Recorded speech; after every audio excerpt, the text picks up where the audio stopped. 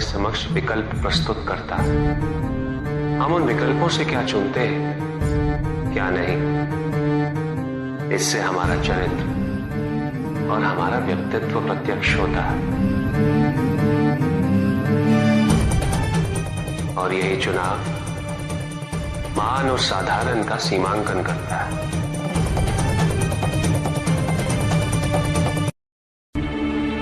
किसी के उत्थान का आधार नहीं बन सकता। उत्थान तो व्यक्तिगत होता, आंतरिक होता।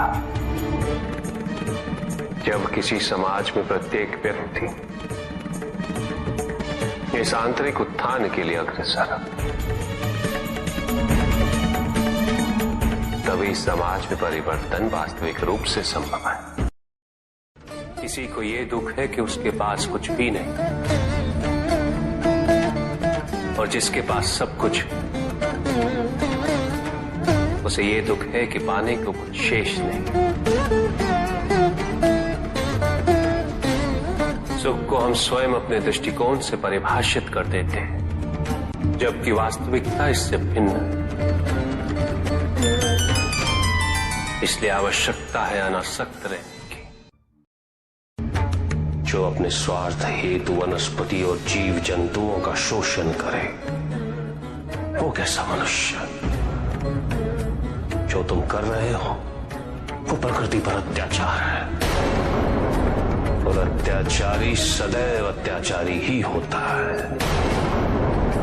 अपनी प्राकृतिक संपदा की रक्षा करना प्रत्येक मनुष्य का उत्तरदायित्व है।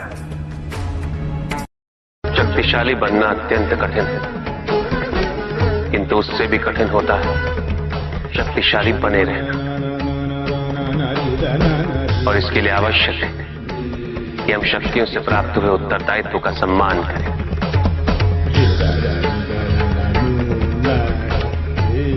अन्यथा हम स्वयं पर निरंतर खो देते हैं, और यह हमारे पतन का कारण बनता है।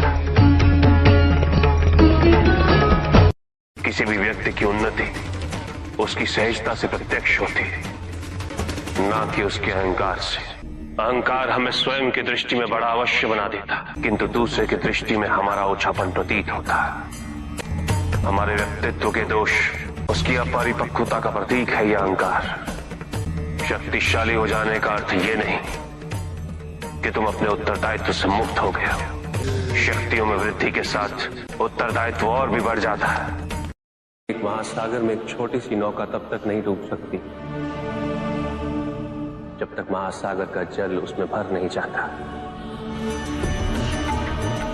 उसी प्रकार हमारे बाहर कितना ही दोष क्यों ना हो, हम नकारात्मक सोच वाले व्यक्तियों से घिरे ही क्यों ना हो,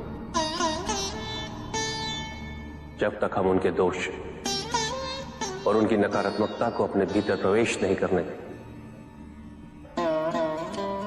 हमें कोई भी डुबा नहीं सकता। यदि हम अपनी अपेक्षाओं पर नियंत्रण पालें, किसी और के सुख से अपने सुख की तुलना ना करें, तो हम किसी भी परिस्थिति में सुखी रह सकते हैं। संसार में सबसे शक्तिशाली अस्त्र है प्रेम, धैर्य, करुणा, क्षमा। किंतु ये आज का ही सत्य नहीं, ये सत्य शाश्वत है। धनी व्यक्ति के पास जो भी अतिरिक्त धन होता है वो उसे दान करना चाहिए, उनके उद्धार के लिए जो अपनी मूल आवश्यकताओं को पूरा नहीं कर सकते।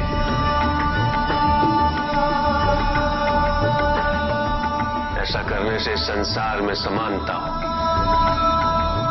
द्वेष नहीं होगा, सद्भावना बनी रहेगी। माता पिता ही एक संतान को जन्म देते, वही सच्चे सृजन करता।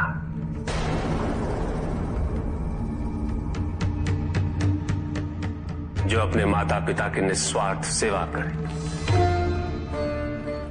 जो सच्चे मन से उनकी श्रद्धा रखता,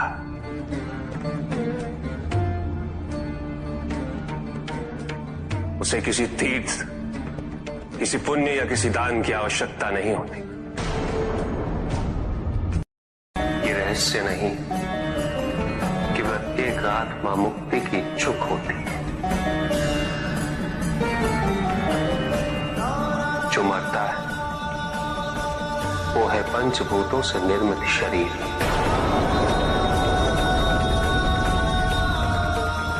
किंतु आत्मा तो अजर है, अमर है।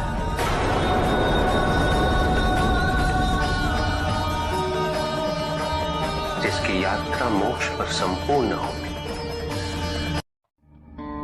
आत्मज्ञान का अमृत प्राप्त करने हेतु हलाल समान कष्ट व पीड़ा को सहना अनिवार्य है।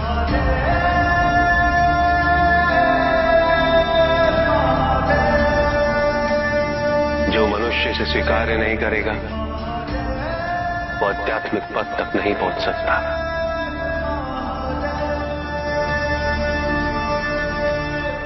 इसे स्वीकार्य किए बिना मनुष्य आध्यात्म पथ पर कभी सफल नहीं हो सकता।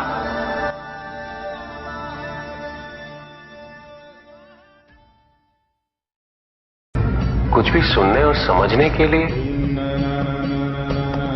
मन का मौन रहना आवश्यक है, किंतु मन मौन रहना नहीं जानता। वो तो निरंतर कुछ ना कुछ कहता रहता। प्रतिपद शब्दों का आक्रमण चलता रहता है मन पर, और यही आक्रमण है जिसके कारण व्यक्ति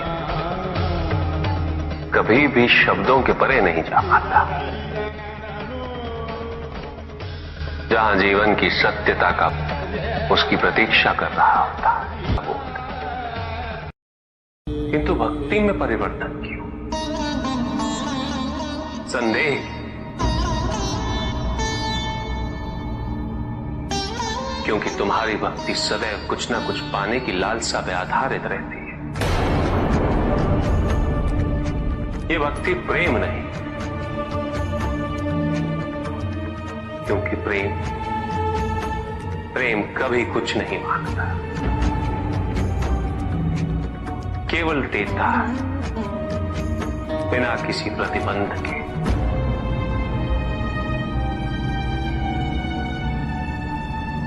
और वही प्रेम को परिपूर्ण भी करता है कि क्या उचित है और क्या अनुचित, ये तो प्रकृति में आदिकाल से ही निहित है। ये नियम तो केवल सृष्टि के नियम है, और प्रत्येक व्यक्ति के कर्म उसका परिणाम निर्धारित करते हैं। व्यक्ति के अपने कर्म उसके उत्थान या उसके पतन के निर्णायक होते हैं। सुख आंतरिक होता है, संतोष आंतरिक होता है। उन्हें बाहरी तत्वों से रेखांकित और परिभाषित नहीं किया जा सकता, आकार से नहीं पाया जा सकता। आकार के आधार पर केवल अहंकार ही उत्पन्न होता है, क्योंकि आकार से तुलना करने का संदर्भ प्राप्त हो जाता है। यदि तुम्हारा आकार छोटा है तो तुमसे भी छोटा कोई ना कोई अवश्य होगा,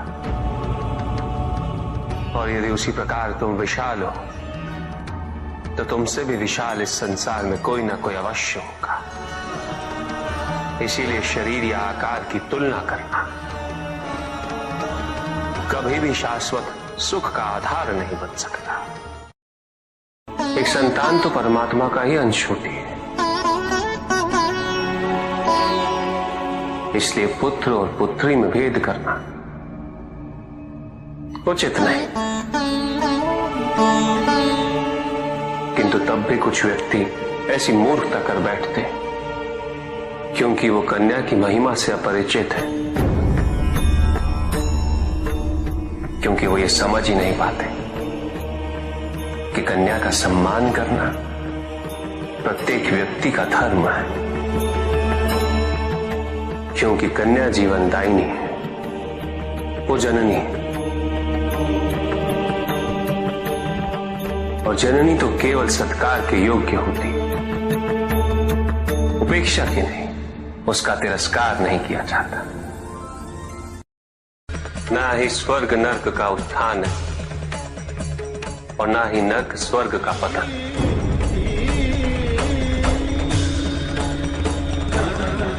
इस क्षण हमारे भीतर के नर्क का अंत हो जाए,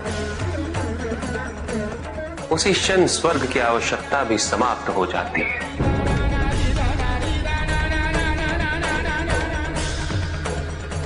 क्योंकि स्वर्ग तो केवल नर्क के कष्ट भोगने वाले का स्वप्न है, अभिलाषा है।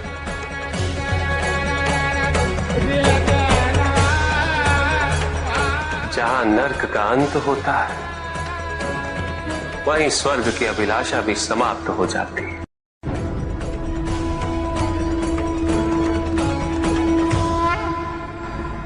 और जहां स्वर्ग और नर्क का भेद ही मिट जाए, वही अवस्था मुक्ति, मोक्ष।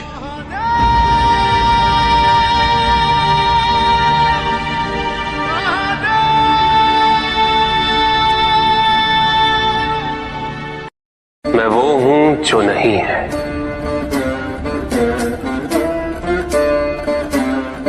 जो नहीं है वो मैं हूं।